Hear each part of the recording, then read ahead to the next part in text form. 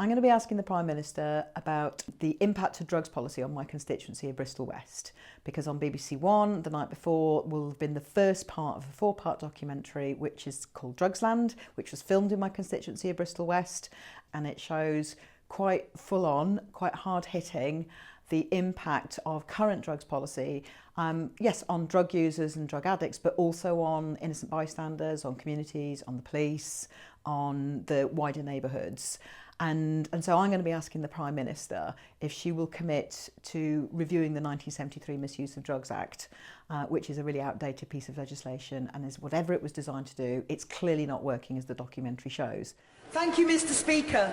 Mr. Speaker, the BBC are currently broadcasting Drugsland, a documentary series shot in my constituency of Bristol West, showing the catastrophic impact of drugs and drug laws, not just on users, but on the police and innocent bystanders. So will the Prime Minister commit to watching Drugsland and to a royal commission on our drug laws, which are plainly failing?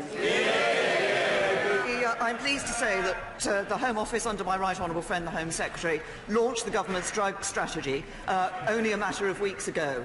We recognise the importance of this issue. Drugs significantly affect people's lives, and sadly we also see people dying as a result of drugs, taking drugs, but also the criminal activity that takes place around drugs. We take this very seriously. That's why we've launched our strategy. I didn't expect the Prime Minister to commit to watching the documentary, though I really wish she had. And I was expecting her to refer to the government's drug strategy, which she did.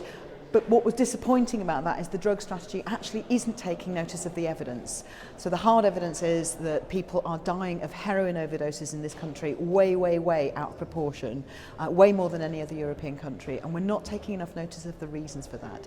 But also, I wanted her to address the fact that our police are doing their best, but they're struggling with reduced funds, and that I get told time and time again on the doorstep and in my constituency surgery of people who are really fed up with dealers who are violent and frightening in their streets, as was shown on the documentary last night, or in their stairwell of their blocks of flats, and they are fed up with the impact on them as communities. Now, whatever the laws were designed to do, they're clearly not working. There needs to be a complete change of outlook in how we deal with drugs and drug users and drug addicts, so that the people who are caught up in this, the police, neighbourhoods, innocent bystanders, drug users' families, as well as drug users, that we can see a change that benefits them.